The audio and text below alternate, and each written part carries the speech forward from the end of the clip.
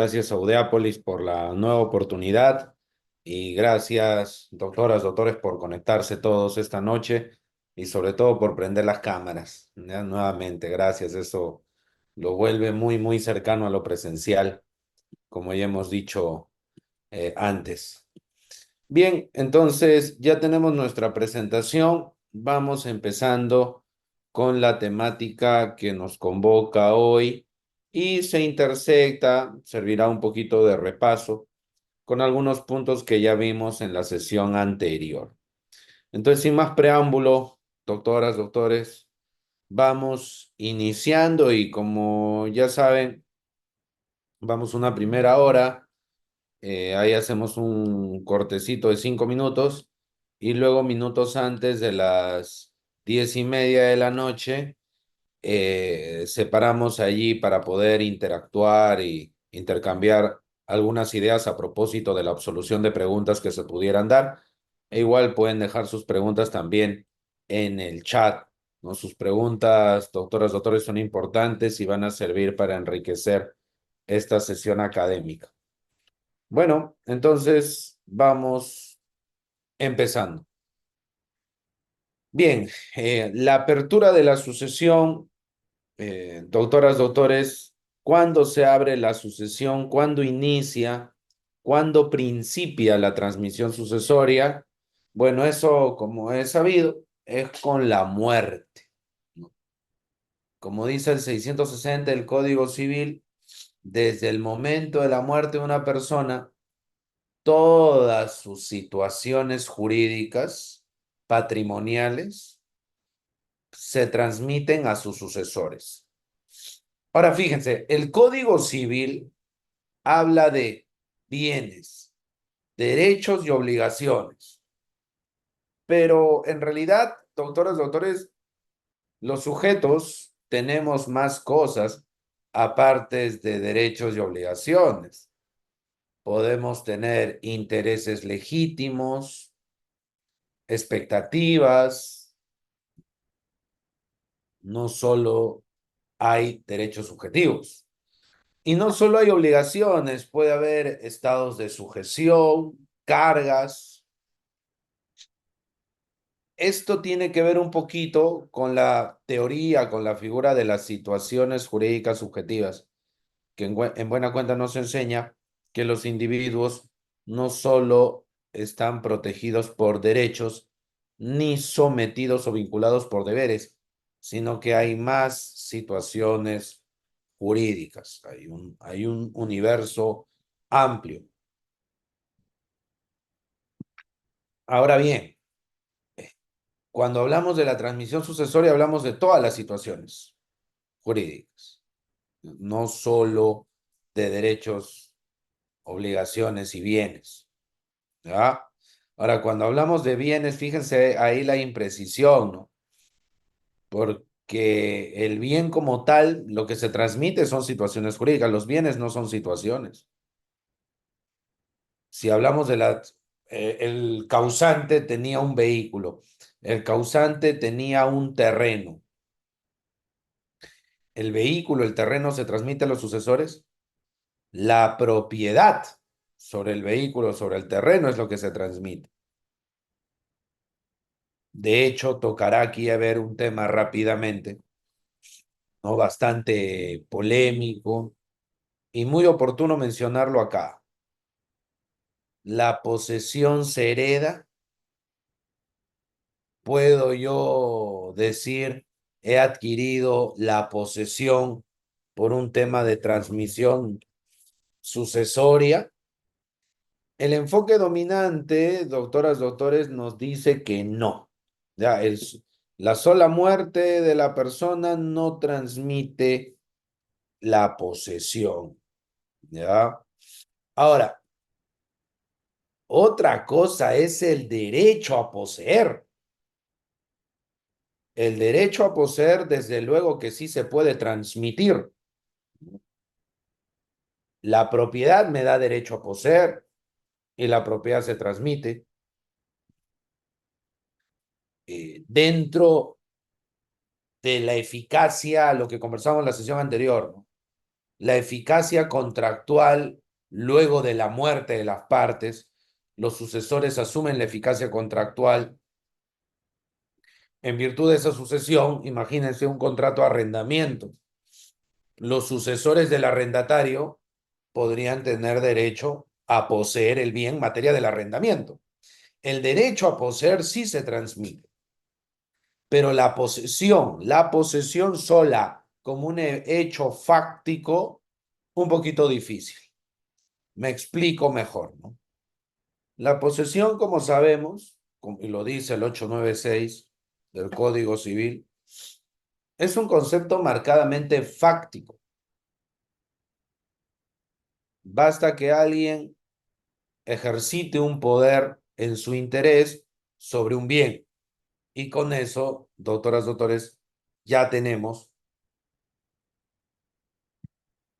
una posesión. Cuando la persona fallece y su hijo, su hija, sus sucesores, sus herederos forzosos, no ha dejado testamento, sus herederos forzosos están en otro país, doctores. Están en otro país. Fallece la persona. ¿Quién posee ahora? No poseen los hijos. No ve que los hijos están en otro país, no están ejercitando ningún poder sobre el bien. Ya nadie posee el bien, así de sencillo. Ahora, los hijos pueden ser copropietarios, pero no estamos hablando de la propiedad, estamos hablando de la posesión como hecho fáctico. Entonces, esa posesión por el hecho de la muerte no se ha heredado, no se ha transmitido. Pero lo que se puede transmitir es el derecho a poseer. ¿Ya? Entonces, en el típico problema, a propósito de una prescripción adquisitiva de dominio, el demandante dice, ¿no? Suma de plazos posesorios. Voy a sumar el plazo de mi mamá. Voy a sumar el plazo de mi papá. O sea, puede hacerlo, desde luego, pero no puede decir, ya, ¿y cómo adquiriste? Ah, porque se murió y yo entré. Está medio complicado, ¿no? Porque ya dijimos que es la propia muerte no genera la transmisión. Otra cosa será que en el hecho de muerte, papá o mamá le dijeran, toma el control. Ah, ya, ahí es otra cosa. Ha habido la tradición. ¿Cómo se transmite la posesión? Dice el Código Civil. La entrega, la tradición. Entonces, antes de morir, se consumó una tradición y eso se puede demostrar. Señor juez, señora jueza, aquí tengo el sustento de que antes de morir, mi causante me hizo una tradición y por eso yo soy el nuevo poseedor, suma de plazos posesorios. Pero si yo no tengo prueba de nada, cuando falleció el causante, estaba yo, el demandante estaba en otro lugar y difícilmente se puede acreditar que ha operado una entrega, va a estar complicado, doctores, ¿eh? Va a estar complicado, ¿ya? Entonces, tengamos en cuenta esto, ¿no? ¿De qué cosas se transmiten? Se transmiten situaciones jurídicas, ¿ya? Subjetivas. Todo el patrimonio se transmite, doctoras, doctores. Y recordemos que patrimonio es igual a propiedad en sentido constitucional. Patrimonio, doctoras, doctores, es propiedad en sentido constitucional. Aquí es recomendable darle una chequeadita al séptimo pleno casatorio civil, que bien hacen recordar y hace un desarrollo ahí bastante simpático. Bien hacen recordar que hay dos tipos de propiedad o propiedad en dos sentidos. Propiedad en sentido civil y propiedad en sentido constitucional. Cuando la Constitución en el artículo 70 nos habla de la propiedad inviolable, ¿no? cuando el inciso 16 del artículo 2 de la Constitución nos dice que la propiedad es un derecho constitucional, ¿no? Entonces, ahí, doctoras, doctores, tenemos una referencia a la propiedad en sentido constitucional que equivale al patrimonio del sujeto. Desde una perspectiva constitucional, la propiedad es un concepto paraguas que abarca activos y pasivos del individuo, todo su patrimonio. La propiedad en sentido civil, claro está, es un concepto mucho más restringido.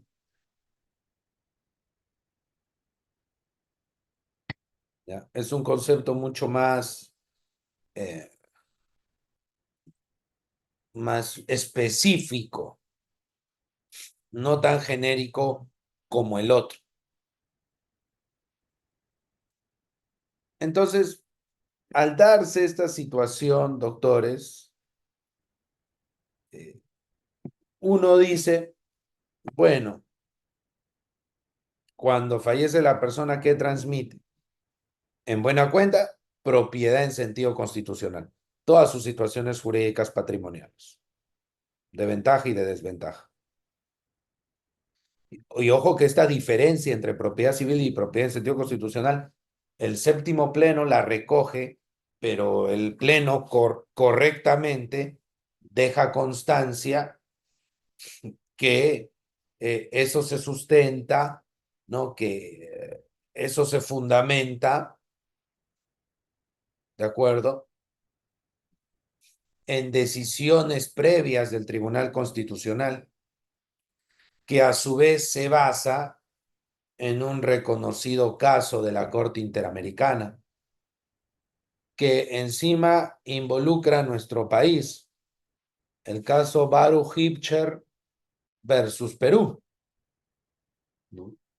En el caso Baruch Hipcher versus Perú, se desarrolla el concepto constitucional de propiedad o la propiedad entendida como un derecho humano, que es un concepto amplio, paraguas, que abarca todas las situaciones económicas del sujeto.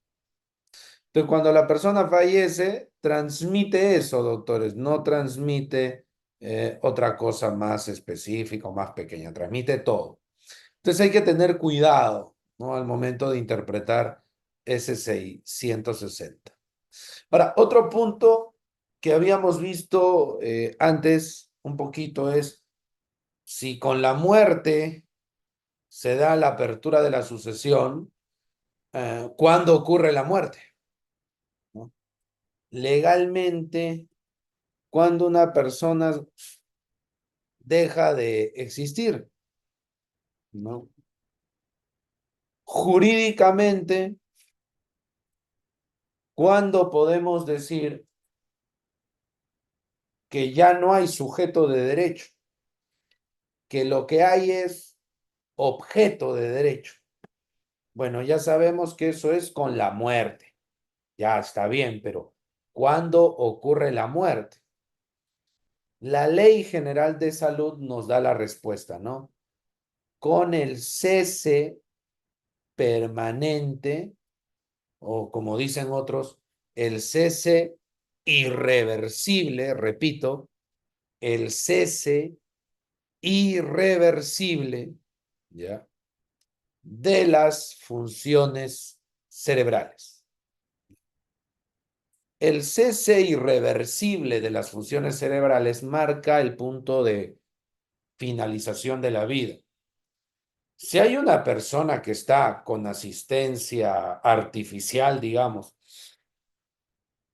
y su cerebro ha cesado en sus funciones de forma irreversible, ya no se puede cometer homicidio ahí o asesinato, porque ya no estamos ante un sujeto de derecho.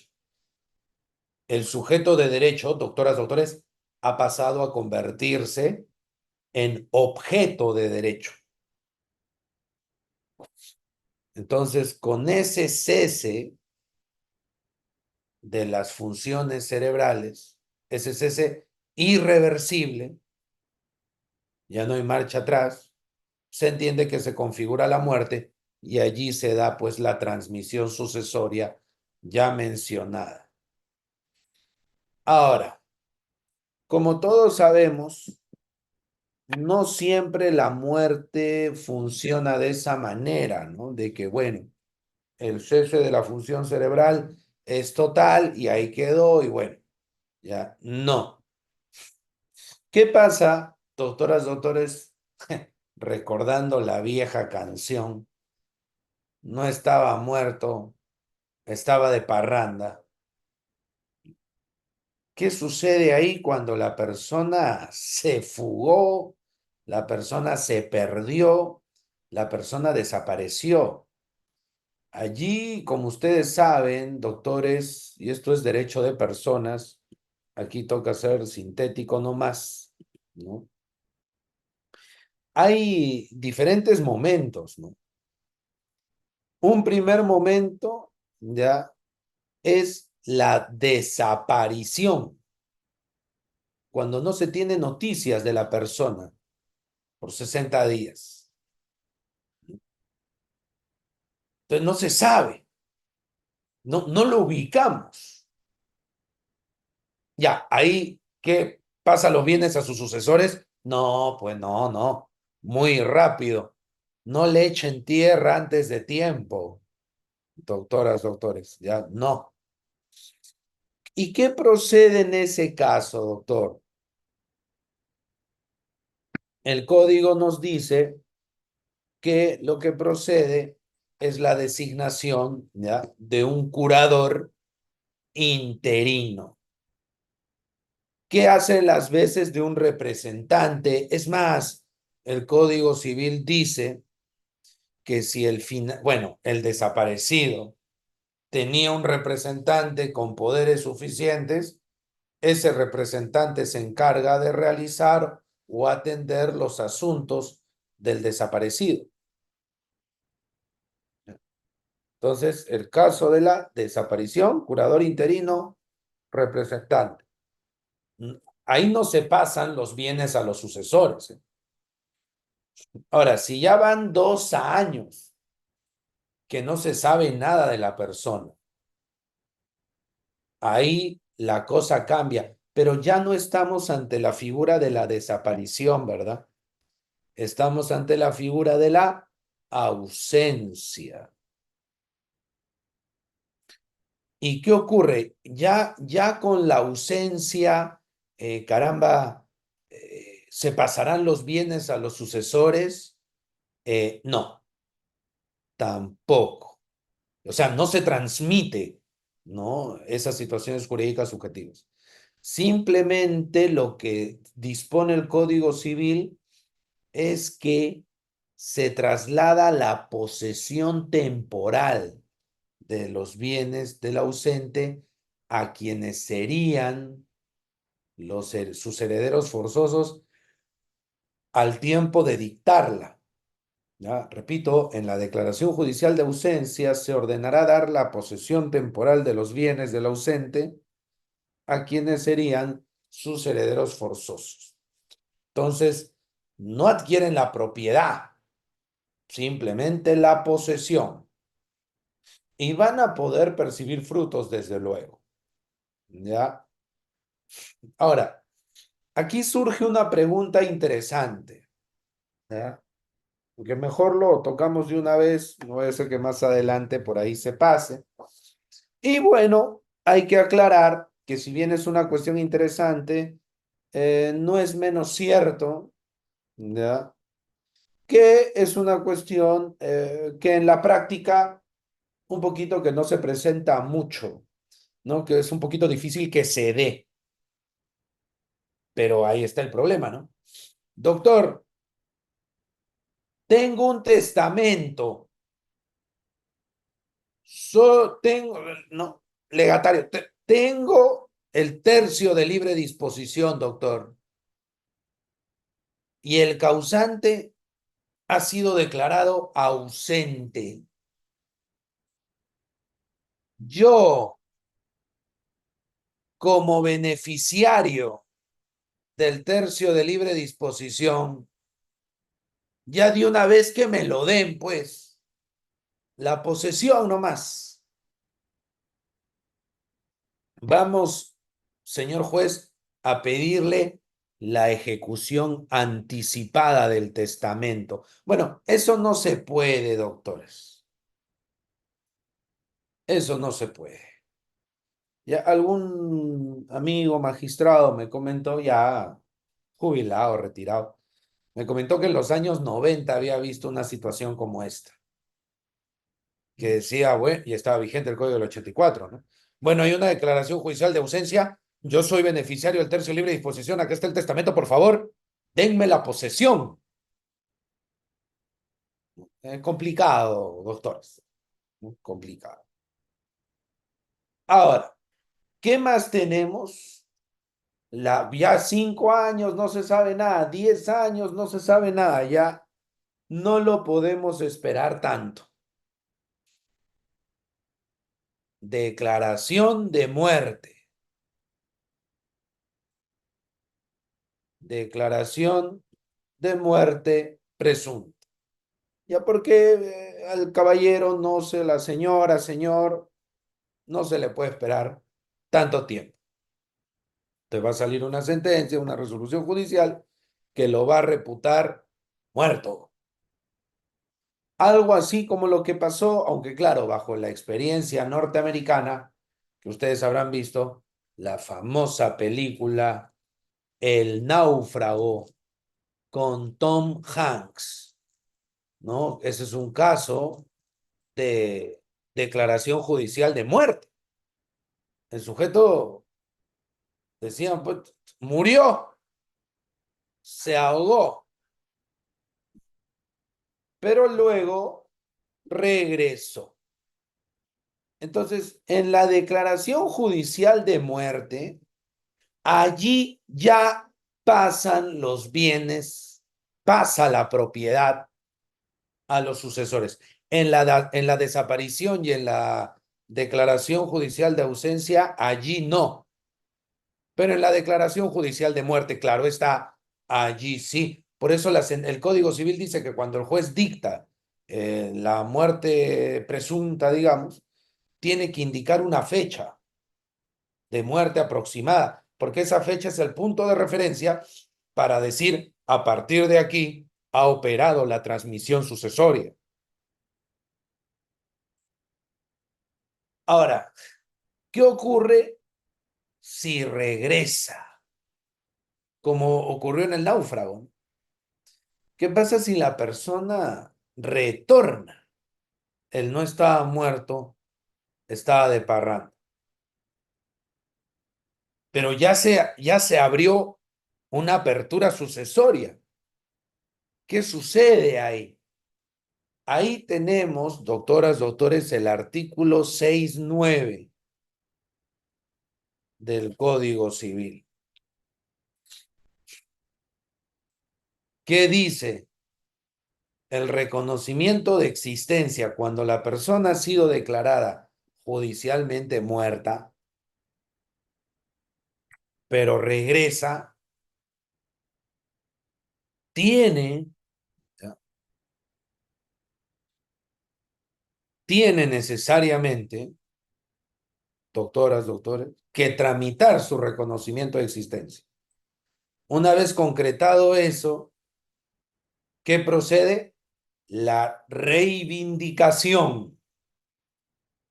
Puede reivindicar los bienes que han sido materia de la transmisión sucesoria, digámoslo así, fallida o que resultó siendo falsa, equivocada. Ahora, fíjese, dice, puede reivindicar conforme a ley. ¿Cómo es eso? Conforme a ley, aplicando las reglas de los derechos reales.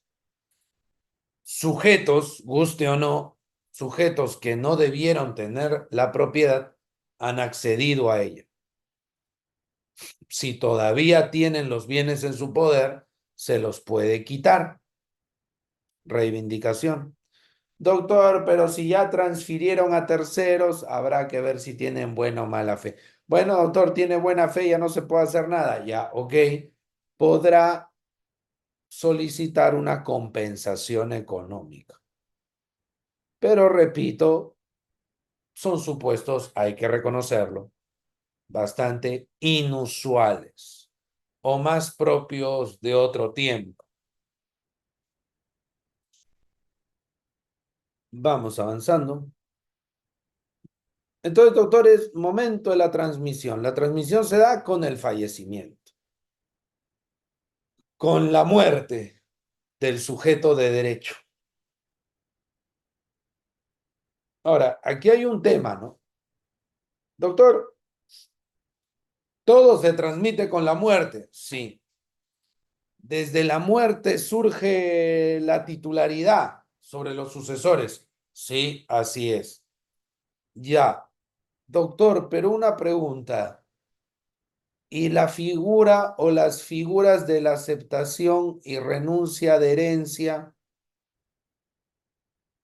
¿Cómo voy a aceptar o por qué un albacea, por ejemplo, al ejecutar un testamento, me tendría que preguntar si acepto o no la herencia, si supuestamente con la muerte del causante yo ya asumí, ya se transmitió, o el testamento eventualmente desplegó todos sus efectos?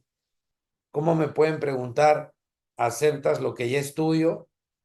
¿No le parece un poco contradictorio? Eso en relación a la aceptación. ¿Qué pasa con la renuncia? Que puede ser, renuncio, no quieres la herencia, pero si ya está en tu patrimonio, sería renuncia en el sentido de retirar. Entonces, ¿cómo entender esto? Bueno, el propio código nos da ahí, doctoras, doctores, nos da un ensayo de respuesta. Dice, la aceptación y la renuncia de la herencia no pueden ser parciales, condicionales ni a término.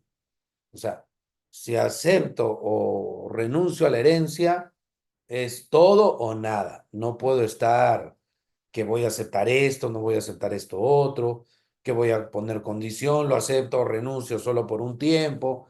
Mira, no quiero recibir este año, el próximo ya. No, ese tipo de cosas no va. Ambas son irrevocables. Una vez que acepto ya no hay marcha atrás. Una vez que renuncio tampoco hay marcha atrás. Dice, y sus efectos se retrotraen al momento de la apertura de la sucesión. Al momento de la apertura de la sucesión. Hay un efecto retroactivo. Entonces, sobre todo de la renuncia. Si yo renuncio a la herencia un mes, dos, 3 meses después del fallecimiento del causante, ¿qué se reputa? Que esto ha ocurrido al momento de la apertura de la sucesión. La renuncia, como pueden ver ustedes, tiene un efecto hacia atrás, retroactivo. Se va a asumir, se va a suponer que en realidad no hubo nunca renuncia alguna. Se va a asumir, ¿de acuerdo?, que no hubo renuncia. ¿Ya? O sea, yo simplemente nunca llegó. Repito, la persona fallece en marzo. La renuncia ocurre en junio. Hay un efecto retroactivo. ¿Cómo? Se considera que nunca adquirió. Que desde marzo, desde el fallecimiento, nunca tuvo nada. Esos 2 meses que sí tuvo van a borrarse por la eficacia retroactiva de la renuncia. Y de la aceptación también, porque Si yo estoy aceptando, no quiere decir, ah, estás aceptando recién, entonces antes no tenías. No, no, no. También con efecto retroactivo. ¿De acuerdo? Y recordemos, ya se verá más adelante con detalle, que tanto la aceptación y la renuncia tienen restricciones. No los puedo condicionar y no pueden ser de forma parcial. Más que negocios jurídicos, ya más que negocios jurídicos, la aceptación y la renuncia aparecen o tienen la configuración de lo que se denomina acto en sentido estricto, más que un negocio. Vamos con la última cuestión de esta PPT o diapositiva. ¿Qué sucede con los concebidos? Si el concebido nace muerto. ¿Qué sucede, doctoras, doctores, si el concebido, caray, fallece? ¿Qué va a ocurrir en ese caso? El concebido nació muerto. ¿Va a poder transmitir alguna herencia a sus papás? Esto tiene que ver directamente, doctoras, doctores, con un debate,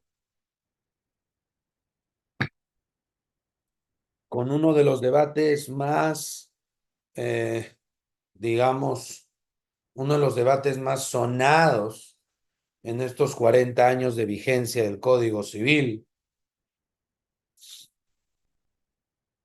la condición suspensiva es o es condición resolutoria, la del artículo 1 del Código Civil. ¿Ante qué condición estamos en el artículo 1 del Código Civil?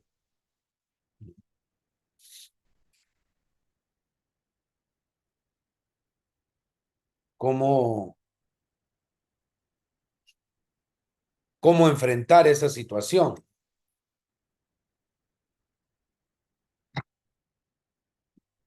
¿Condición suspensiva o condición resolutoria? Porque cuando uno ve el artículo 1 dice, ¿no? Los derechos patrimoniales están condicionados a que nazca vivo. O sea, si nace muerto, no tuvo ningún derecho patrimonial, ¿qué herencia va a transmitir?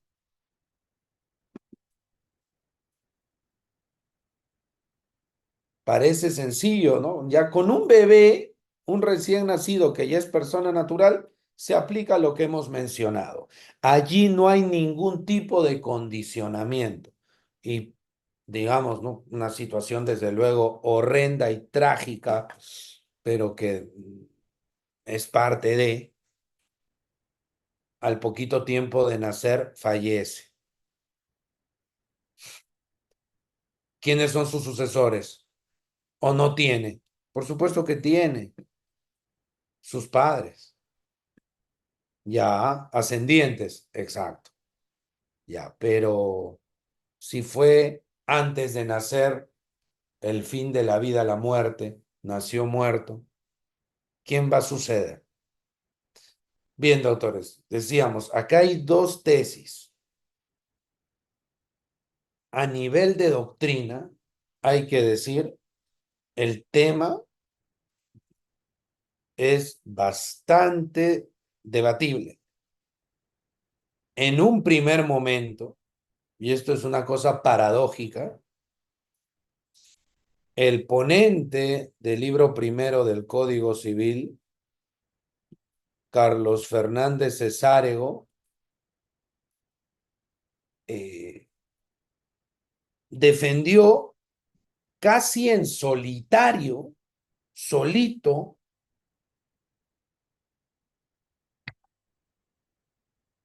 uh, la tesis de que la condición es resolutoria. Ahí, en solitario, ¿no? Condición suspensiva, condición resolutoria. Fernández Cesárego, resolutoria. Pero todos los demás autores, incluso sus discípulos, Juan Espinosa, Enrique Barsi, Luz Monge, ¿no? No, suspensiva. Se rebelaron ante el maestro. Y la mayoría de los autores, hasta inicios del siglo XXI, planteaba esto, que la condición del artículo 1 es suspensiva, no resolutoria. Oiga, doctor, ¿y cuál es la diferencia? La diferencia es enorme. Si la condición es suspensiva, doctora, si la condición es suspensiva, el concebido no adquiere nada. Si hay un acto jurídico que al concebido le busca transmitir derechos económicos, situaciones económicas, ese acto jurídico suspendido no produce efecto hasta que el concebido nazca. Entonces, mientras está en el vientre de la mamá, no tiene nada. Y si lamentablemente fallece en ese estado, pues ¿qué cosa va a transmitir, pues, doctores, si no tiene nada? Ya.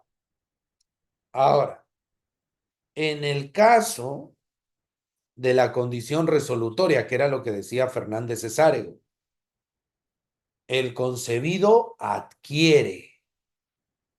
El concebido es un sujeto de derecho privilegiado. Tiene, ¿ya? Las condiciones, digamos, ¿no? Para ser sujeto de derecho. Y por ende puede tener situaciones económicas. ¿Cómo no las va a tener si es un sujeto de derecho, encima privilegiado? Pero y esa condición, ya. El concebido ostenta los derechos económicos.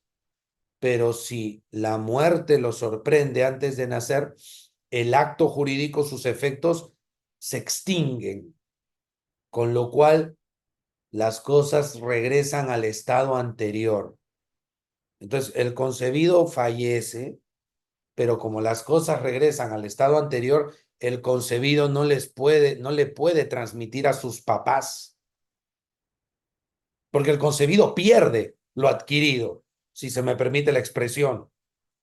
Porque, repito, las cosas vuelven al estado anterior, resolución del acto jurídico por causa de la muerte.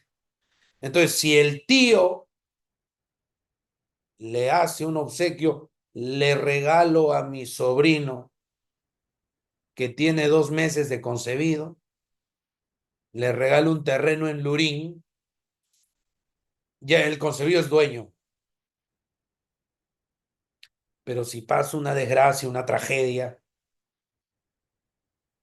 ese acto jurídico, sus efectos se resuelven y las cosas regresan al estado anterior. Esto es que el tío recupera la propiedad. Pero mientras el concebido estuvo con vida, él ostentaba el derecho. Estas dos tesis, insisto, en doctrina se ha debatido bastante, no me quiero ya desviar tanto, pero tiene que ver desde luego con transmisión sucesoria. Yo creo, doctores, y de hecho hemos escrito al respecto, por ahí le alcanzaremos el material al doctor Rieder. Yo creo sinceramente que la tesis correcta siempre fue la del maestro Fernández Cesáreo. Pero también hay que admitir que a nivel del Poder Judicial y de la jurisprudencia administrativa del INDECOPI, domina la otra corriente. En doctrina, ustedes van a encontrar ya varios autores que hemos sustentado la tesis de Fernández, Cesáreo. Pero en la práctica, en jurisprudencia, ¿para qué mentir? Aún sigue dominando la otra tesis. Entonces, si aplicamos la tesis dominante en la práctica, no cabe apertura sucesoria en rigor sobre un concebido. Pero si aplicamos la tesis que pregonaba el maestro Fernández, sí sería posible. Sí sería posible. Bien, seguiremos.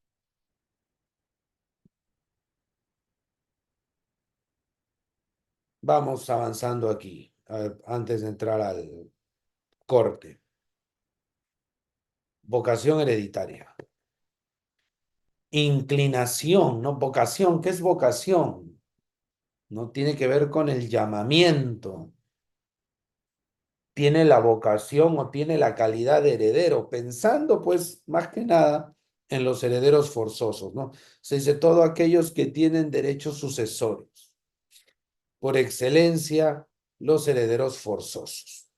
O sea, esa persona de ley va a ser heredero, esa persona de ley va a ser heredera.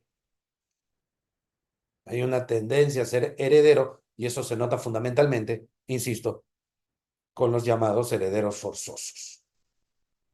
Con la cuestión de la legítima, ya habíamos conversado en la sesión anterior sobre el asunto de si la legítima debe mantenerse o no, porque en diferentes tesis sobre derecho de sucesiones, tesis desde luego me refiero peruanas, sustentadas en nuestro país, se está pregonando, se está discutiendo bastante sobre la posibilidad de que el causante pueda disponer de sus bienes como quiera y que ya no haya esta cuestión de la legítima. En fin, pero eso está en la discusión nomás. Ahorita lo vigente es que hay herederos forzosos y les tiene que tocar o la mitad o 2/3, dependiendo, según lo que ya por ahí se ha conversado, la sesión anterior. Ahora, ¿quiénes son estos herederos forzosos? ¿Quiénes son los llamados por excelencia a heredar? Lo dice el 724, que fue reformado, y aquí creo que hay que hacer también un pequeño alto, por la ley del 2013, ¿no? La ley 30.007, que ya tiene 11 años de vigencia.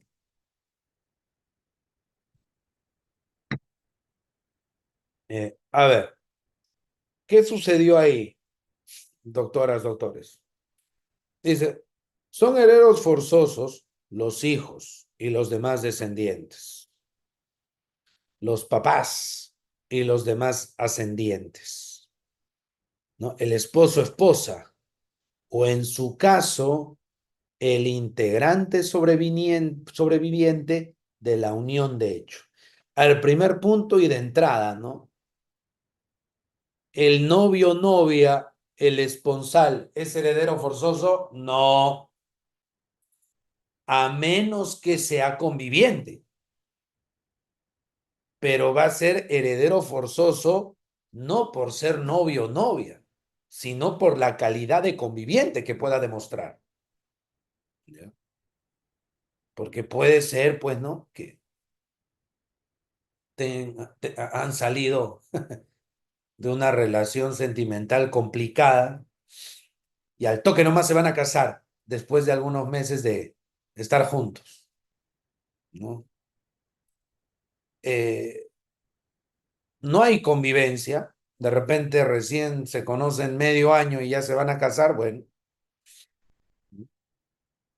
eh, no hay convivencia. Ahora, otros escenarios, hay convivencia 3, 4, 5, 6, 7 años, de matrimonio nadie habla, pero hay convivencia. Entonces, digo esto, doctores, porque cuando salió la ley 30.007, y hasta uno puede encontrar noticias, comentarios de internet, comentarios en buena hora, nunca de profesores de derecho, sino de políticos, autoridades, opinólogos, que se llama, decían, esta ley beneficia a las amantes, a los amantes, la trampa, ¿no? Está, está socavando el matrimonio. ¿Cómo puede aprobarse una ley que golpea al matrimonio así? Pero no tiene que ver nada. No, que la amante tampoco, doctoras, doctores, puede ser sucesora. No, no, no, no es. Y la norma tampoco pues, permite semejante cosa. Ya realmente no sé qué estaban pensando los que dijeron eso a la luz de la 30.007. Como sabemos, doctoras, doctores, y esto no debe ser olvidado, hay que resaltarlo, para generar o para concretar una convivencia, necesariamente, doctoras, doctores, ya para concretar la convivencia, necesariamente deben ser dos personas sin impedimento matrimonial. Entonces, si está casado, no, pues, no puede ser conviviente si está casado. Doctor, pero a ver, ¿qué sucede si tengo una pareja, ¿no? Una esposa, un esposo, no, bueno, bueno, una pareja, pero que está casado, casada, pero ya no está, no, pero yo no soy trampa, doctor, ya, sino que eh, esa persona ya se separó de su esposo, esa persona ya se separó de su esposa ya hace años. Ellos, ¿no? Ejemplo basado en hechos reales, ellos se casaron poco antes del COVID, doctor, y poco antes, en plena pandemia, en la primera ola, nos encerraron a todos, no se aguantaron, al toque se divorciaron en el mismo 2020. Bueno, se divorciaron de hecho, porque no hicieron el papeleo. Y bueno, en la Navidad del 2020, pues doctor, yo la conocí, yo lo conocí, ya estaba separado, nos llevamos bien y bueno, pues el resto de la pandemia lo pasamos juntos. Y bueno, después murió. ¿Soy heredero? No, ¿ya? Doctor, pero ¿me podría tocar algo? ¿Le podría tocar algo a esa persona? Un crédito por el 326 del Código Civil. Fíjense, doctores, que una de las cosas, uno de los, bueno, tantos temas también, por el derecho civil es tan grande, ¿no? Pero una de las cosas que de derecho de familia que han quedado ahí medio en la penumbra, no sé si por un tema de tabú, pero es el asunto de la configuración de la unión de hecho irregular, porque tal como está redactado el 326 es bastante amplio.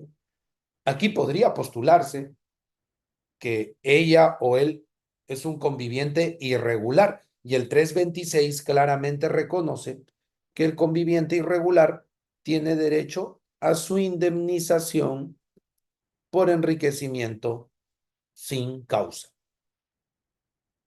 Y el conviviente irregular tiene derecho a su indemnización por enriquecimiento sin causa, dependiendo del caso.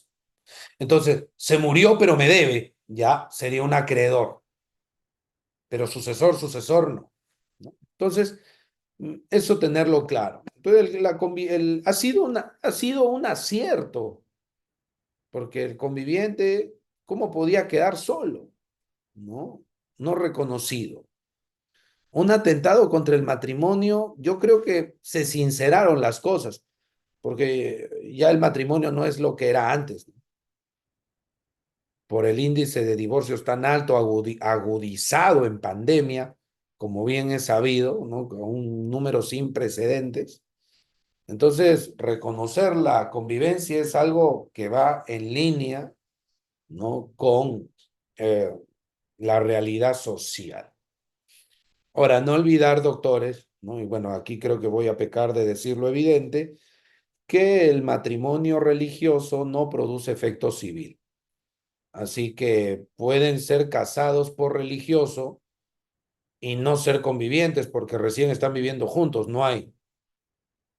Y claro, pueden ser casados por religioso y ya vivir más de 2 años, 3 años juntos y genial, por la convivencia, no por el matrimonio religioso, van a ser herederos forzosos. Entonces, hijos y descendientes, nieto, bisnieto, padres y demás ascendientes, papá, abuelo, bisabuelo,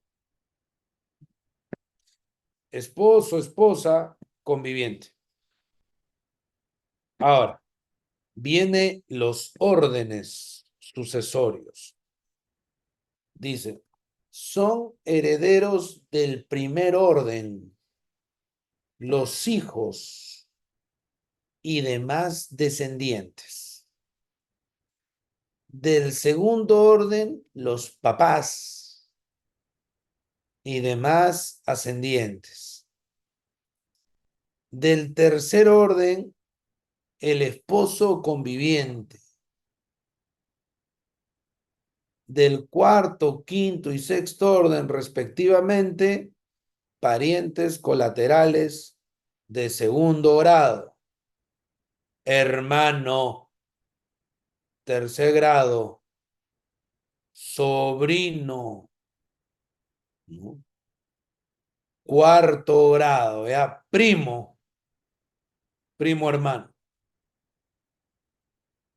Oiga, doctor, este primo lejano, no, complicado, complicado.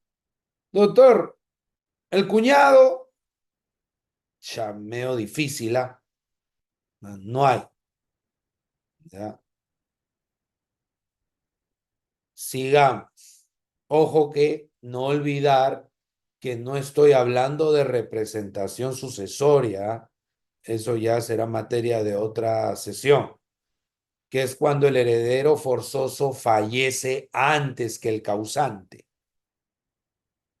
Repito, cuando el heredero forzoso fallece antes del causante, cuando tenemos temas de indignidad o desheredación, entra la figurita de la representación sucesoria. No toca aún, va a trabajarse más adelante.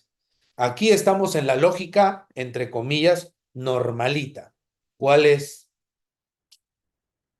Causante muere primero, antes que sus herederos forzosos. ¿No? Podríamos llamarlo el círculo normal de la vida. Bien, doctores, aquí nos quedamos en la primera parte. No se olviden de consignar sus preguntas y que va a haber un espacio, ya minutos antes del cierre, para por allí atender algunas inquietudes que se pudieran formular. Bien, entonces, ya hemos visto el orden, ¿no? Ahora, ¿qué más nos dice el código? ¿Qué otra cuestión clave nos indica? El esposo, esposa, en su caso, el integrante de la unión de hecho, también es heredero en concurrencia con los herederos de los dos primeros órdenes indicados. Los parientes de la línea recta descendente excluyen a los de la ascendente. Los parientes más próximos en grado excluyen a los más remotos, salvo el derecho de representación, que ya les expliqué hace un ratito, ¿no? Que lo van a ver luego. Entonces, ¿qué significa esto, doctores? A ver, en sencillo, ¿no? Los parientes, ¿no? Dice, de la línea recta descendente, excluyen a los del ascendente. Ya. Pero el esposo o esposa concurre con ellos. A ver, típico ejemplo, medio de novela. Juanita se casa con Juanito solo por interés, solo porque tiene plata, porque le va bien, qué sé yo. Y bueno, antes de tener algún hijo, oh, sorpresa, muere Juanito, dejando un patrimonio interesante, muy interesante. Pero no hay hijos. Entonces los papás, ¿no? Obviamente destrozados, dolidos, nunca les cayó bien la esposa. Es más, hasta creen que la esposa algo tuvo que ver. Así de horrible está la situación. Entonces, quieren sacarla a la esposa.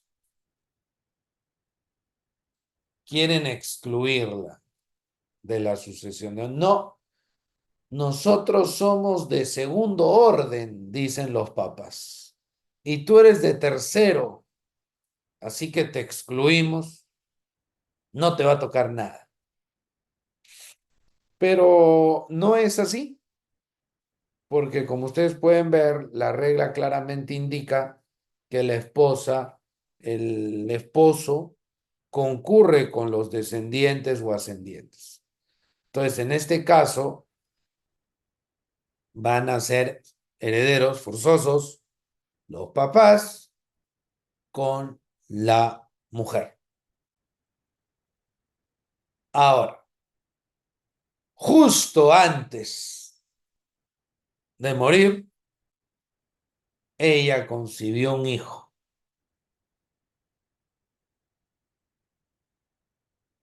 ¿no? Y bueno, ¿qué va a pasar ahí?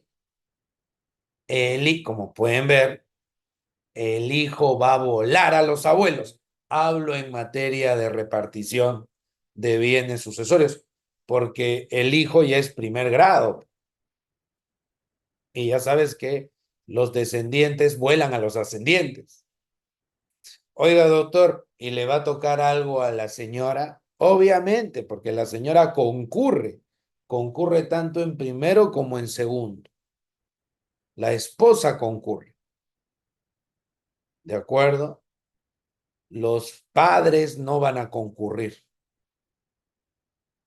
Doctor, si hubiera quedado viudo, fuera al revés, y muere el señor, muere el papá, queda un hijo, pero también están los abuelos, papás del finado, ¿no? Ahí, doctor, ¿van a concurrir? No, todo se lo lleva el hijo, por la regla de exclusión. La que concurre es la esposa o la conviviente.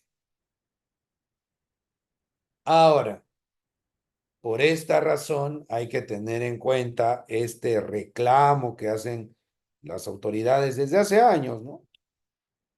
Desde el Ministerio de Justicia se ha movido bastante ese tema, hace ya más de una década. Inscribe tu unión de hecho, por lo menos que quede a nivel notarial, pues ya.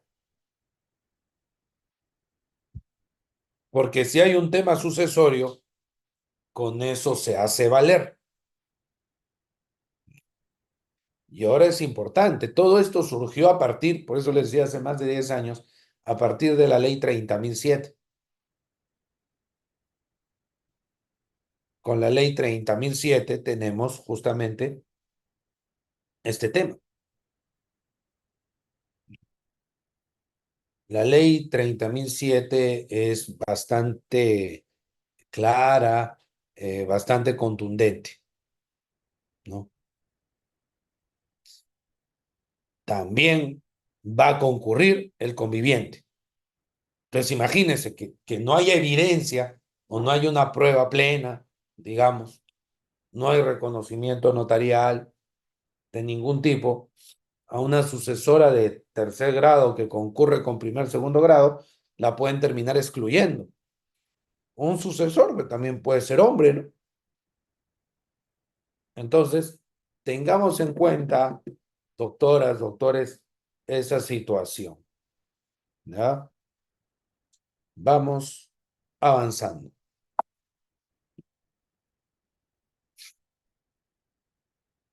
La herencia, bueno, ya hemos hablado de esto, está constituida por todas las situaciones jurídicas adquiridas por el sucesor o heredero, no es obligatorio aceptarla, puede ser objeto de renuncia, pero esa renuncia o aceptación, ustedes ya saben, tiene efecto retroactivo al momento de la muerte del causante.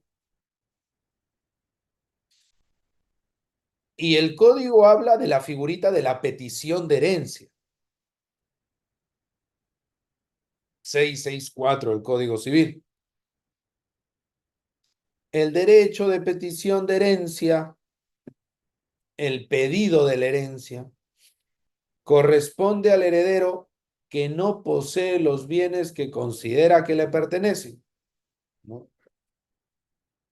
y se dirige contra quien los posea en todo o en parte a título sucesorio, para excluirlo o para concurrir con él. Entonces, tengamos en cuenta que herencia es tanto las situaciones activas o de ventaja como las situaciones pasivas. Tanto, si queremos simplificar, tanto derechos como obligaciones, tanto activos como pasivos. Ahora, claro, cuando los activos superan claramente a los pasivos, va a haber un gran incentivo para aceptar la herencia. Y si no si el heredero no tiene esa herencia en su poder, podrá reclamarla. Allí el 664, el 665 nos hablan de la figura de la petición de herencia y de la reivindicación de la herencia. En la petición de herencia, como está indicado, el heredero no tiene los bienes que le tocan. ¿Que le tocan en virtud de qué? De la apertura de la sucesión. No tiene los bienes que le tocan en virtud de la transmisión sucesoria. No, no los ostenta. ¿Ya? No los ostenta, no los tiene. Entonces, en ese escenario, ¿ya? Doctoras, doctores, ¿qué va a hacer? Lo va a reclamar.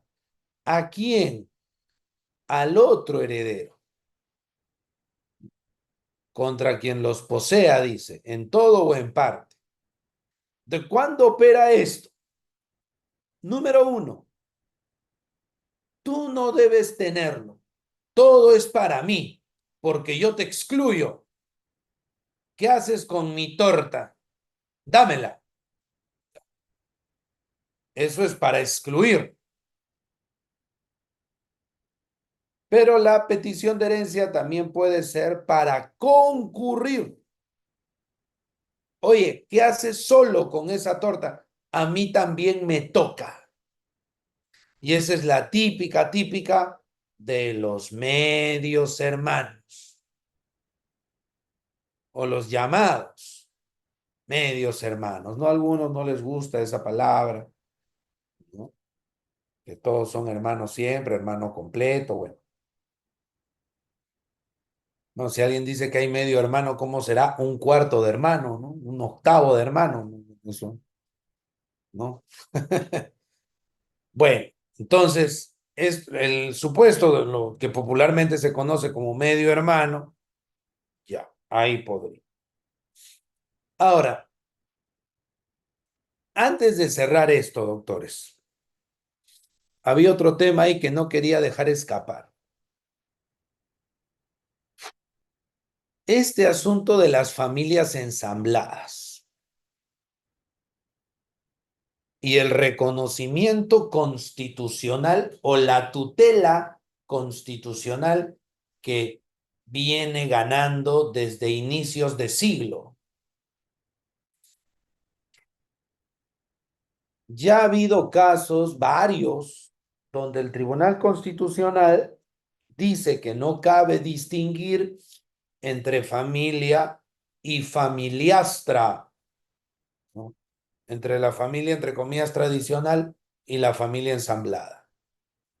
Típico supuesto, el caso este del centro naval, ¿no? El de inicios de siglo. ¿No? Este señor, ¿no?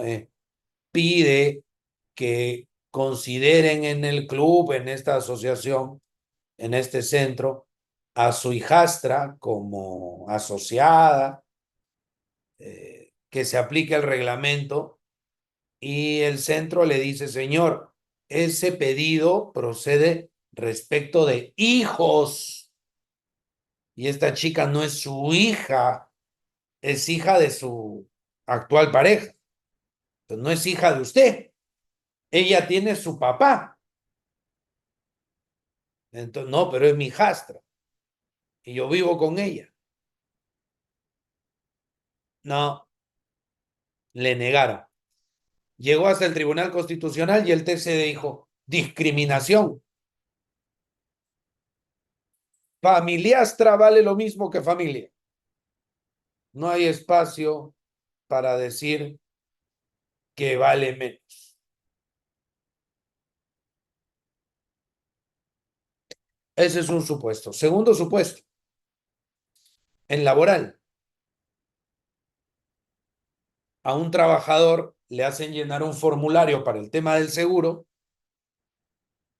¿Cuántos dependientes tienes?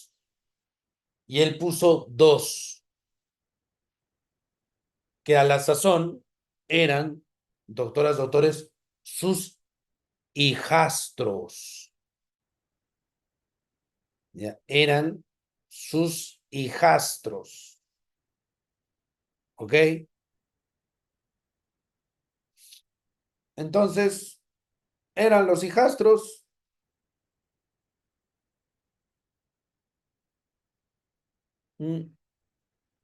Todo bien ahí, pero la entidad, el empleador, lo descubre y le dice, oye, ¿por qué pones a tus hijastros acá? Si no son tus hijos. Despedido por mentir al empleador. Has falsificado documentación para obtener de nosotros un provecho que no corresponde. Ellos no son tus hijos. Ni siquiera llevan tu apellido. Pero él se fue y llegó al Tribunal Constitucional. Son mis hijastros. Constituimos una familiastra, una familia ensamblada. Así que en ese contexto familiar, yo los puse como mis dependientes. Y el TC, doctores, le dio la razón. No podemos diferenciar familia de familiastra. Tienen el mismo peso constitucional. Bajo esa lógica, doctores, vienen algunos puntos, 2 puntos. Uno, que todavía, al menos que se sepa, el TC no ha dicho nada aún, pero creo que estaría, creo que podría estar a un paso de. ¿De qué cosa, doctor? Los alimentos. Imagínense, señor, sus hijos le están pidiendo alimentos. Señor juez, disculpe, pero tengo mis hijastros. Conocí una ciudadana venezolana y tengo mis hijastros extranjeros y tengo que atenderlos. Y lo que más nos interesa acá, señor juez, soy hijastro del finado. Quiero ser forzoso. Eh, bueno, aún esos planteamientos todavía no se lanzan, pero miren, con estos antecedentes del TC, no sé qué pueda pasar. Para ir cerrando este punto, petición de herencia y reivindicación, la lógica de las peticiones de herencia, no se olvide, doctora, doctor, que petición de herencia yo lo dirijo contra un sucesor para excluirlo o para repartirme con él la torta, pero es un heredero, otro sucesor a quien yo estoy demandando. En la reivindicación de herencia ya es un tercero, porque el sucesor que recibió los activos ya dispuso de ellos en favor de un tercero. Entonces yo busco de ese tercero lo que a mí me toca. Obviamente aquí se protege la buena fe. En definitiva, doctoras, doctores, allí hay que ver con detalle, ¿no? Con tiento, ¿ya? Es el tema de la buena fe y la lógica de la reivindicación, que en fin, ya es un temita de derechos reales, pero simplemente se deja constancia de eso. Doctor, pero si hay un adquirente, un tercer adquirente de buena fe, más o menos, doctor, ¿qué cosa podría ser, no? Eh, la persona ahí eventualmente para reclamar, ¿no? Ya se queda sin nada, sea adquirente de buena fe. No puede solicitar una indemnización. Puede hacer el pedido de manera mm, como crédito. Ya el bien no, porque ya lo tiene alguien que es de buena fe. Le puede pedir al otro sucesor el valor en dinero. Bueno,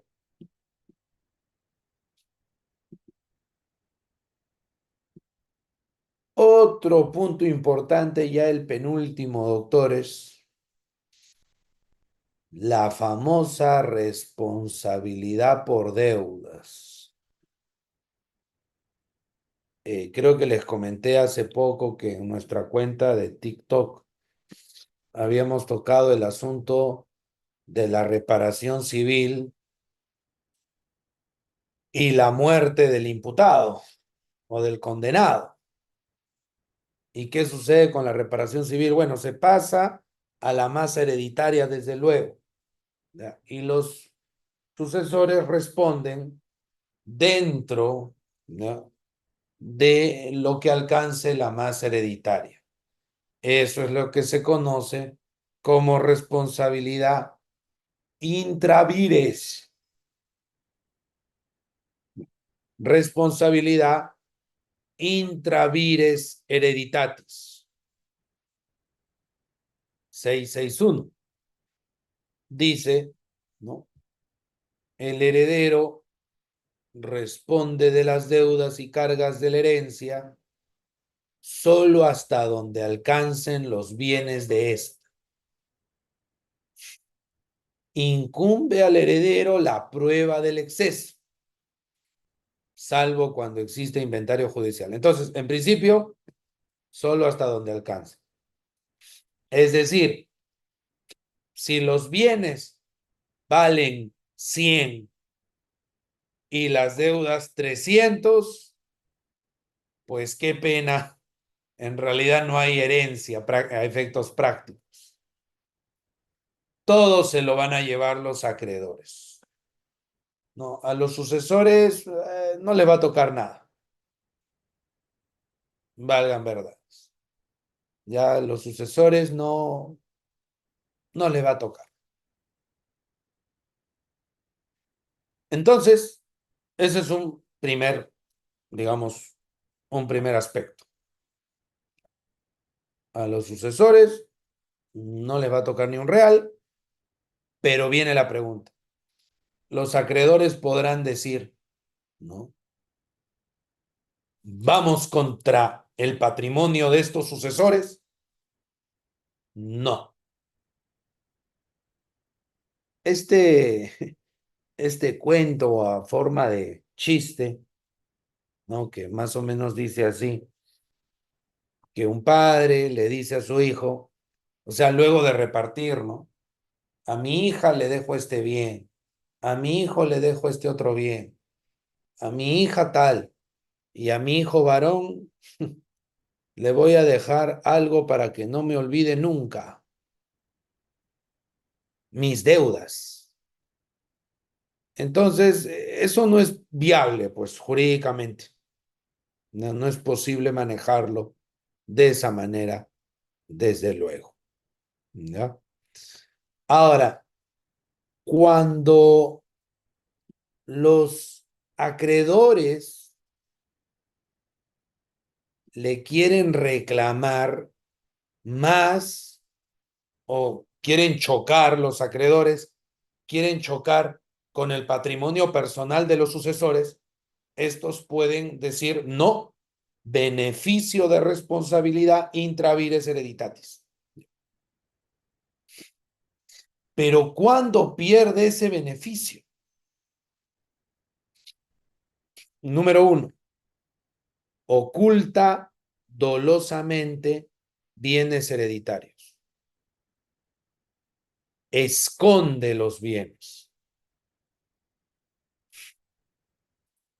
O sea, estos sucesores saben que la masa hereditaria resulta escasa, pero alcanzaría para que se pague por lo menos de forma parcial las deudas del finado. Pero estos sucesores, en vez de colaborar en que se honren las deudas del finado, esconden los activos, los ocultan, de tal manera que los acreedores se les complica el cobro del crédito, se les complica el cobro de la deuda. Pero fíjense, la palabrita esta, doctoras, doctores, es clave, es fundamental.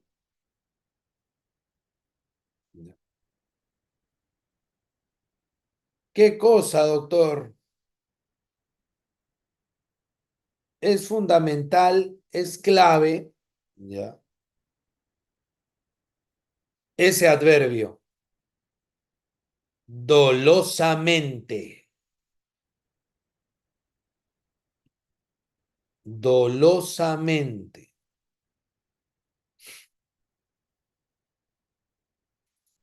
Tiene que haber, ¿ya?, una mala intención a propósito. ¿Qué pasa si por una confusión no le queda muy claro, hubo un error, un mal manejo de terceros y ese ocultamiento se hace entre comillas sin querer o es causada por la confusión de otro? Entonces, doctoras, doctores, ¿qué ocurre en ese caso? Ha sido la confusión de otro la que ha generado el problema. Ahí el heredero puede decir, oye, yo no lo he ocultado a propósito. Esto ha sido por una confusión imputable o atribuible a terceros. Yo no tengo que ver nada en este tema. Ok, pero ahí hay que tener cuidado. Eso es uno. Entonces, cuando los sucesores, los herederos, esconden bienes del finado para que no se cumplan las obligaciones, hay una sanción civil que los acreedores pueden irse contra el patrimonio personal del sucesor. Cuidado ahí. Ahora, dos, simula deudas o dispone de los bienes dejados por el causante en perjuicio de los derechos de los acreedores de la sucesión.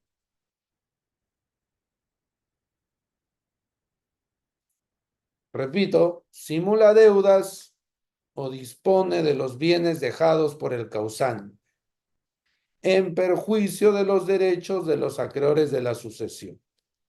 Entonces, en buena cuenta, ¿qué buscan, doctores? Lo mismo que lo primero, disminuir el patrimonio que pueden ejecutar los acreedores. Inventan deudas, simulación.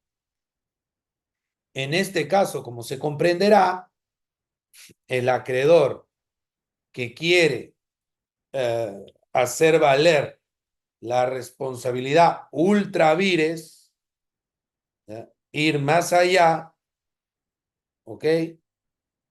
Ese acreedor, doctoras, doctores, va a tener que demostrar la simulación. Va a tener que sustentar la existencia de la simulación y pedir que se declare la nulidad de los actos por causa de la simulación.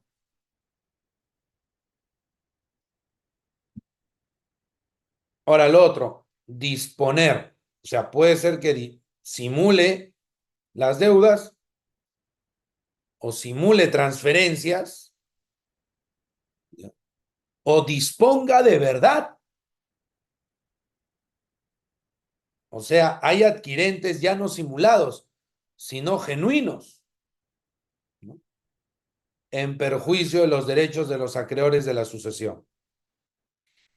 Si se descubre eso, esos sucesores van a asumir una responsabilidad personal por las deudas de su causante. Ya tengamos presente esa situación, doctoras, doctores.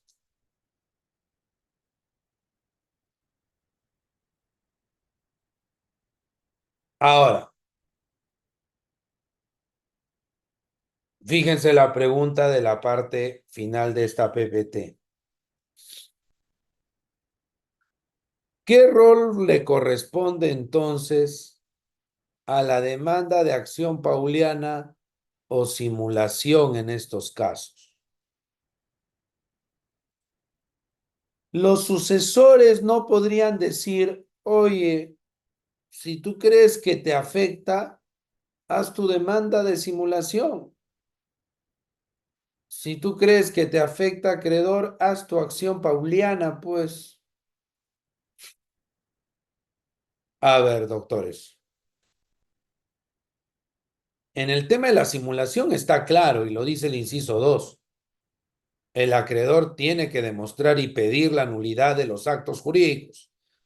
Declarada fundada esa demanda, se tiene que acumular la pretensión de ir contra los sucesores y que se declare que pierden el beneficio y que se declare su responsabilidad personal por los bienes del causante. Pero eso pasa por la nulidad de los actos jurídicos. Ahora, bueno, doctor, pero con la simulación, supuestamente ya podrían cobrar los señores. Es que ahí viene el detalle, doctores. De repente con la simulación, igual no alcanza. O sea, el acreedor consigue que se declare simulada la transferencia, pero el patrimonio del finado era escaso, pues, no alcanzaba. Solo cubría la mitad, las 3/4 partes, 3/4, qué sé yo, de las deudas. Entonces, se declara fundada la demanda de nulidad de acto, regresa al patrimonio de los sucesores, se deja constancia que ese es un bien del finado que tiene que responder, pero igual no alcanza, no alcanza. Con ese acto de disposición quedó reducido a la mitad. Entonces ya no cubre 75%, va a cubrir 30 y tantos por ciento ahora de las deudas. Se triunfa en el proceso de nulidad, no se va a cubrir todo igual, va a subir de 30 y tantos a 75. Pero ¿cuál es la ventaja? Que pueden hacer valer la sanción, pues, de la que estamos hablando. Y al hacer valer la sanción, van a poder cubrir toda la deuda, pero con el patrimonio personal del sucesor como castigo por haber hecho esa simulación.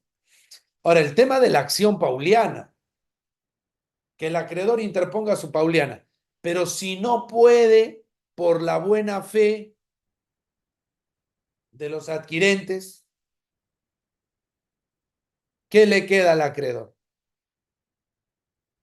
Si se acredita que ha habido estas transferencias genuinas, no hay necesidad que el acreedor meta la pauliana, simplemente se dirige contra el sucesor pidiendo que se declare que no le corresponde el beneficio de la responsabilidad intravires, ¿ya? Y se va contra él y lo único que tiene que demostrar es que dispuso de bienes, de tal manera que complicó aún más el cobro.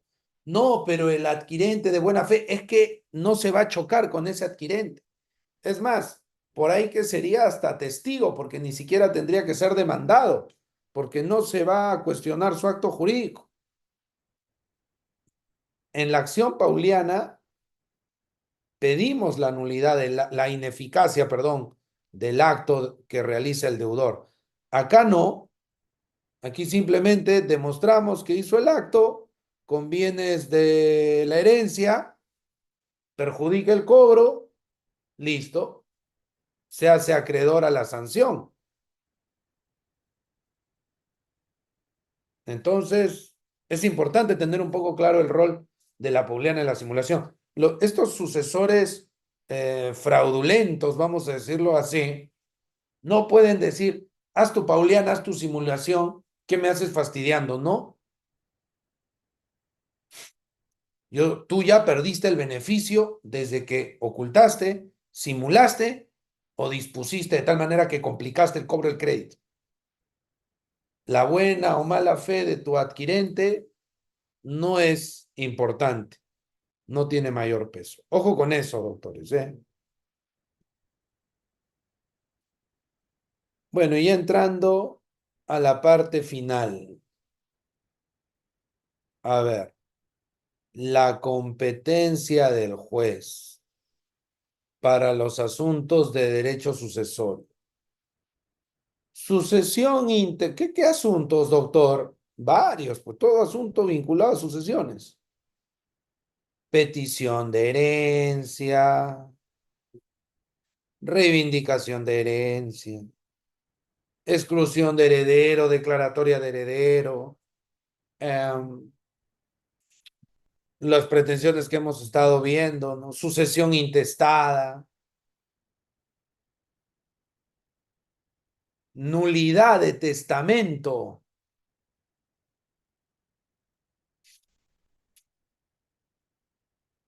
¿Qué juez es el competente para ver estos temas?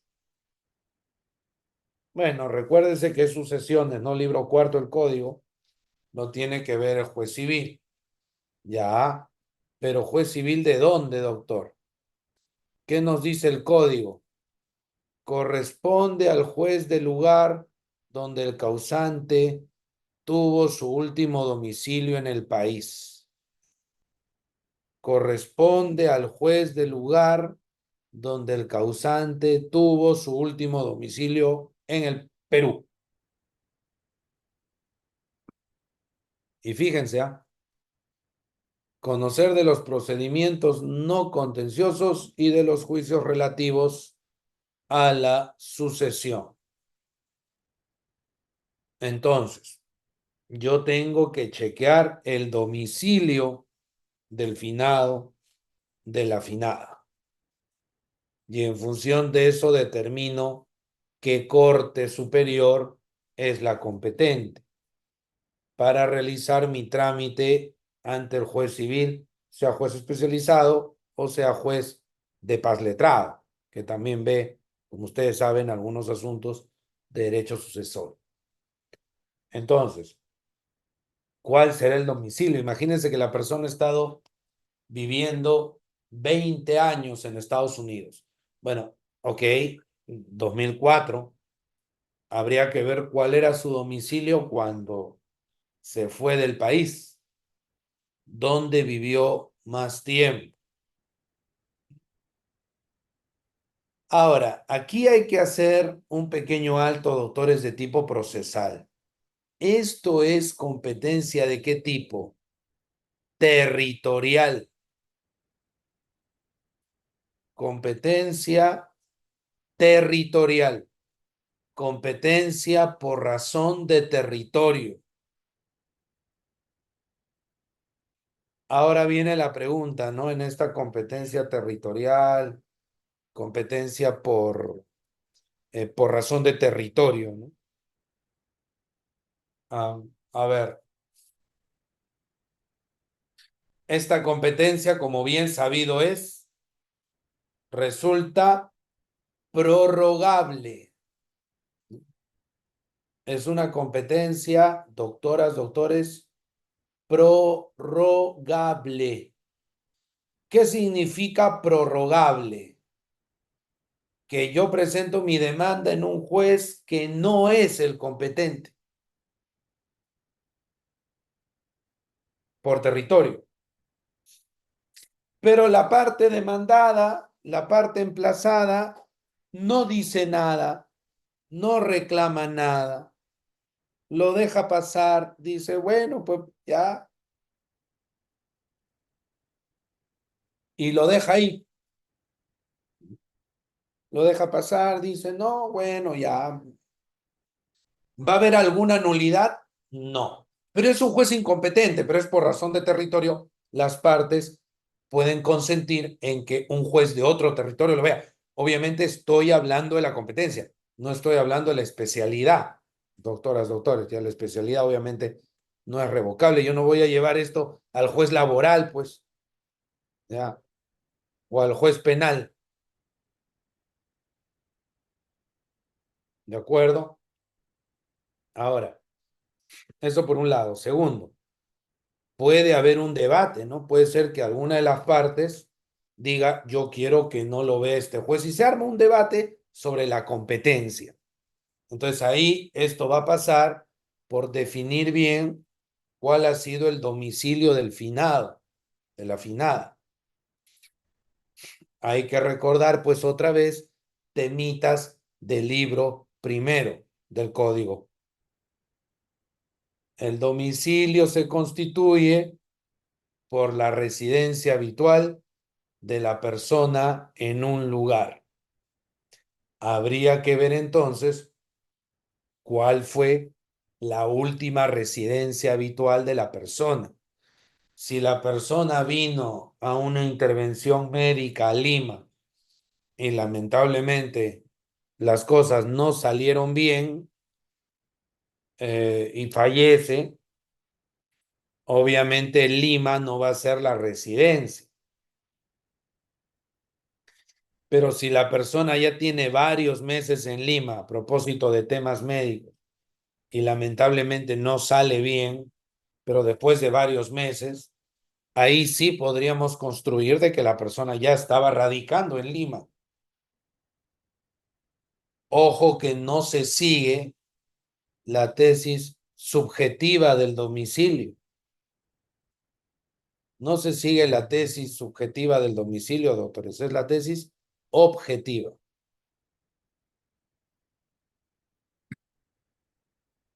¿Y qué significa, doctor, esto de la tesis objetiva del domicilio?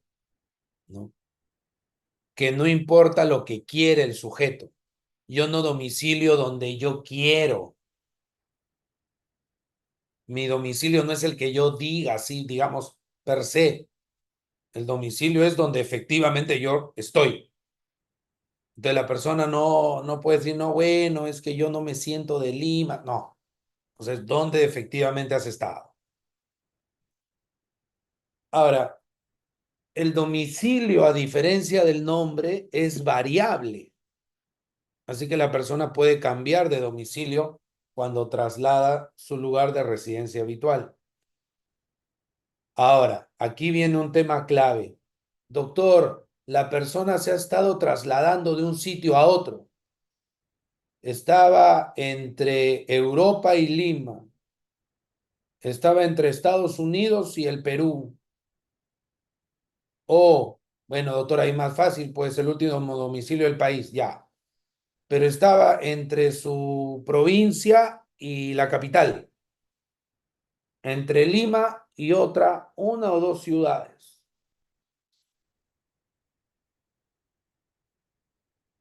Era un nómada, ¿no? Un trotamundo. Ahí, doctor, bueno, el código tiene la respuesta. Cualquier sitio vale como su domicilio. Así que ahí se puede decir, bueno, la persona tenía múltiples domicilios, hemos hecho el proceso acá, señor juez, este es uno de los tantos domicilios, así que se queda acá porque vale. Porque sí, a diferencia del nombre, la persona sí puede tener una pluralidad de domicilios. Ahora fíjense, los incapaces tienen por domicilio el de sus representantes legales. Esa es otra regla importante que reconoce el Código Civil. Esto aplica más que nada para los incapaces absolutos, que son de 16 años para abajo. No se dice algo propiamente del capaz restringido, 17, entre 16 y 17, 16, 17 si se quiere, ¿ya? Pero aplicaría lo mismo. Ahora, doctores, ¿qué va a suceder con las personas que tienen discapacidad mental? ¿Cuál va a ser su domicilio? ¿No? ¿Qué cosa vamos a considerar? ¿No? Si la persona tiene una discapacidad mental, vamos, ¿qué va a ocurrir en ese caso? ¿No? Porque al tener una discapacidad mental, ¿ya? Eh, no podría valerse por sí mismo, ¿no?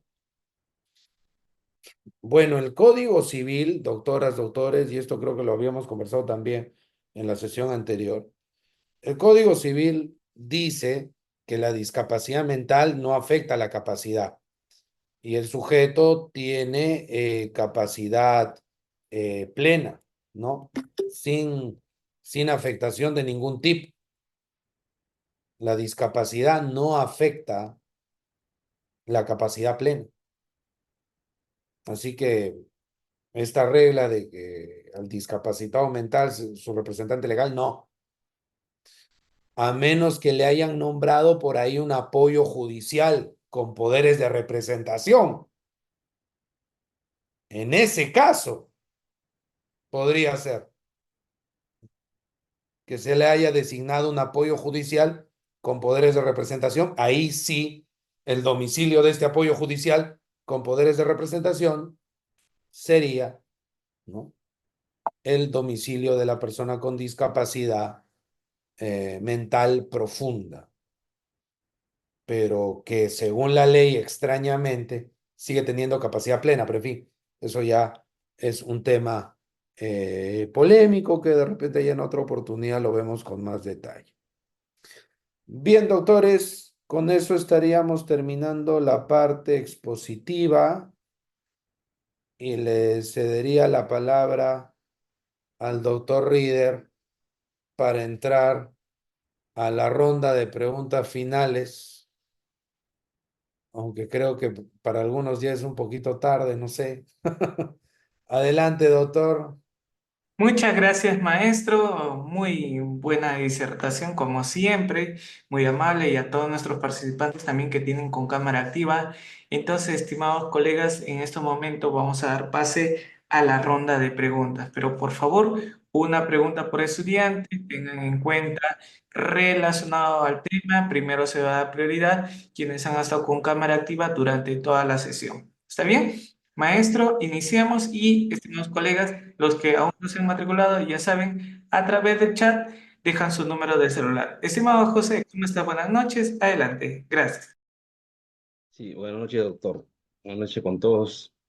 Mi pregunta es, doctor, cuando existe un causante que no tiene herederos forzosos, ni de manera ascendiente ni descendiente, entonces él por testamento deja a todo su patrimonio a dos herederos legatarios. La pregunta es, ¿ellos tienen derecho porque el causante tenía una jubilación, pensión de jubilación? ¿Tienen derecho a esa pensión los legatarios? Gracias. Gracias, doctor. A ver, solamente podrían acceder a esa pensión porque hay que ver también si es parte de un seguro privado, donde, bueno, ya tendría su propia lógica, pero las pensiones es un temita del derecho a la seguridad social. Entendería, ¿no?, que jala solamente herederos forzosos.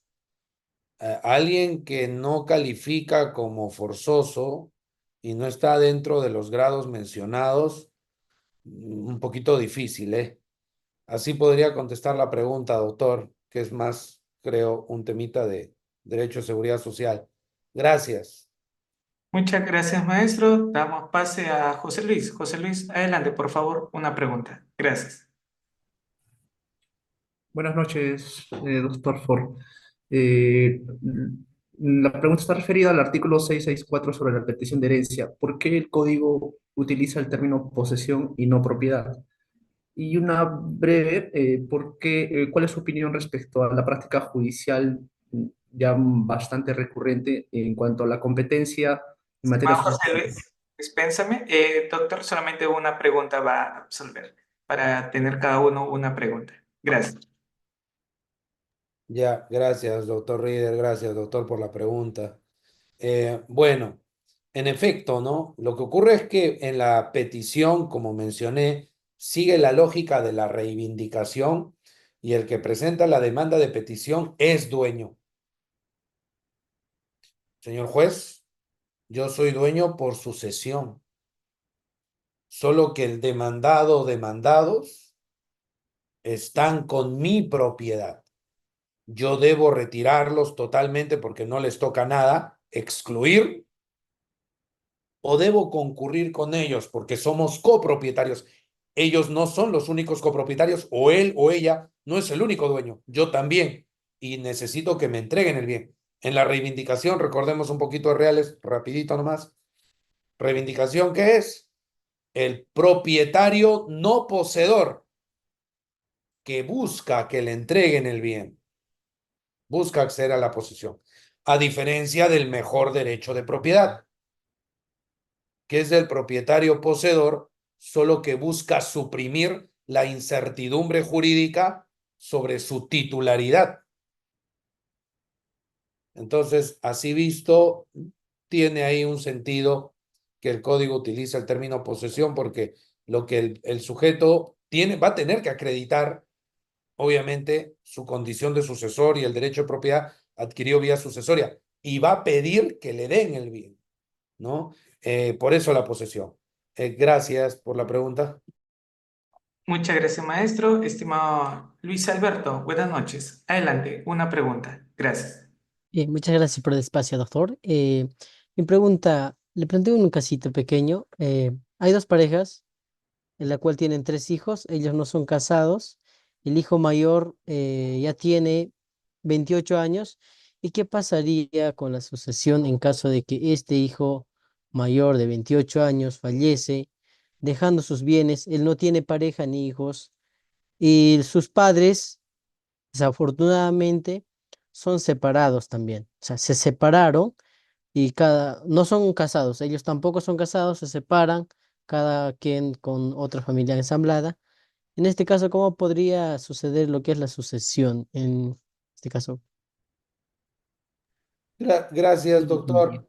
Bueno, el hecho de que los padres, los ascendientes, estén juntos o separados no afecta su vocación hereditaria y van a poder heredar sin ningún inconveniente. E igual, si solo uno de ellos se queda con todo de forma irregular, justo lo que hemos estado conversando, el otro podrá decir petición de herencia, porque no eres el único progenitor, no eres el única ascendiente, también estoy yo. Ya por eso en el contexto de la separación que habría. Así que así se podría manejar. Lo correcto sería que cuando se haga la sucesión intestada se declare que son ambos. Pero si un solo padre se declara heredero universal, el otro puede actuar y el tema de familia, asamblea y demás no afecta a esa situación. No se pierde la condición de heredero. No tienen que estar casados los papás o los abuelos. Gracias, doctor, por la pregunta. Muchas gracias, maestro. Vamos con algunas preguntas del chat que nos han hecho mención nuestros participantes. Doctor, si la sucesión se hace en el extranjero, ¿cuál es el trámite para trasladar esa sucesión al Perú al Poder Judicial para registrar la sucesión intestada en el Perú? Gracias. Gracias por la pregunta.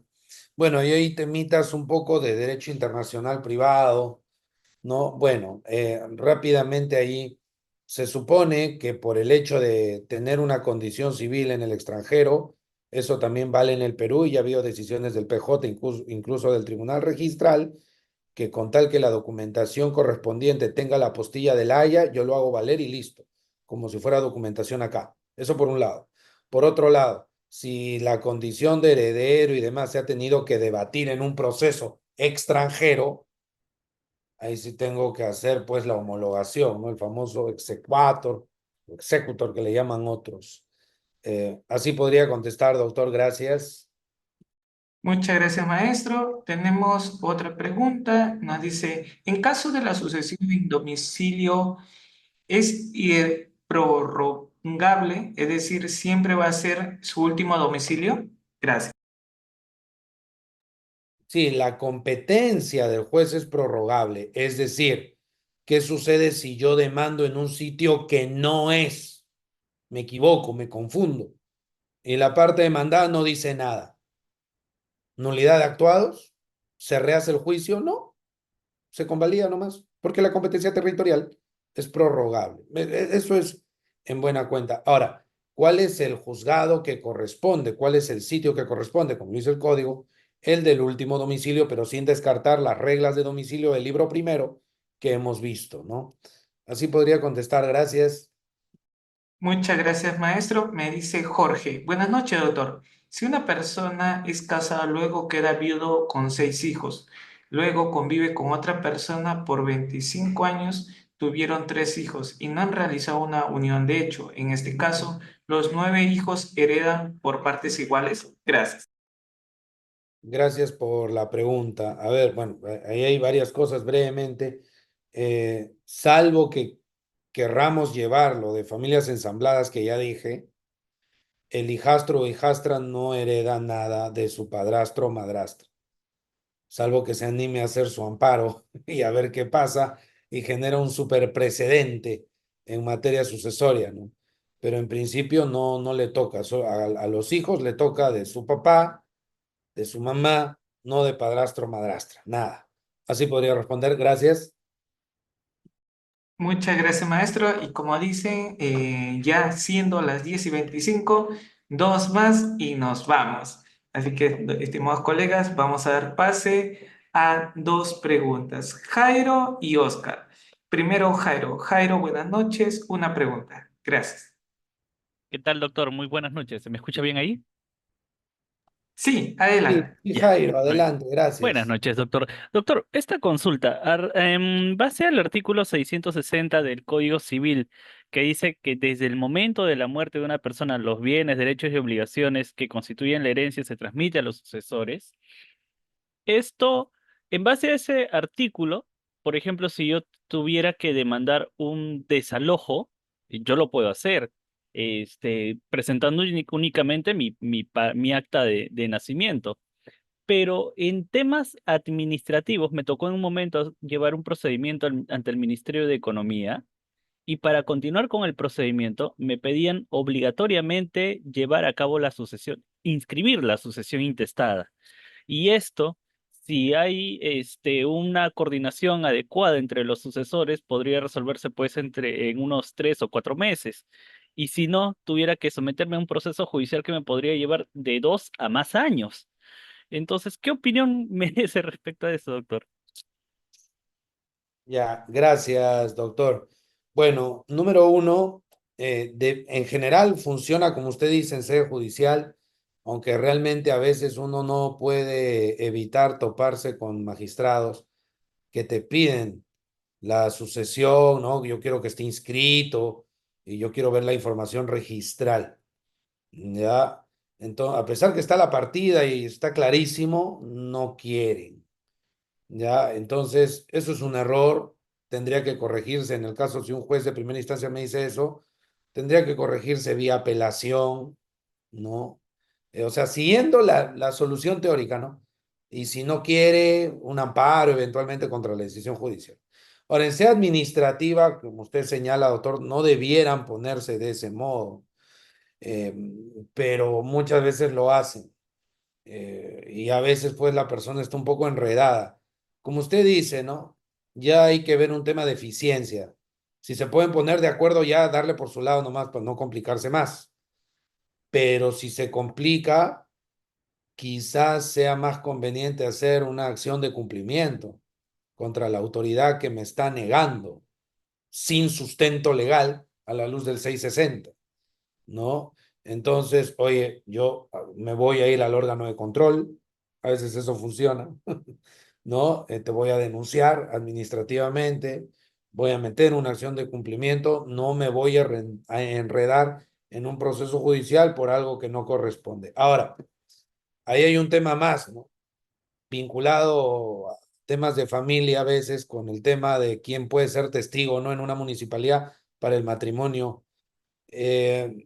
Y viene el TUPA, porque el funcionario dice, pero y el TUPA me dice esto, túmbate el TUPA.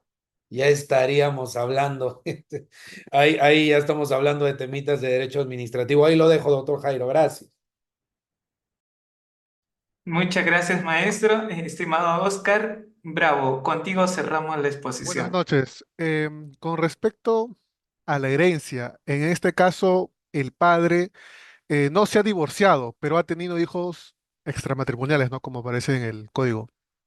¿Cómo se divide en la herencia en este caso si la madre, o sea, la esposa del señor, aún sigue con vida? Gracias, doctor. Bueno, hijo extramatrimonial hereda con todos. O sea, extramatrimonial, matrimonial, todos a nivel sucesorio tienen la misma calidad, ¿no?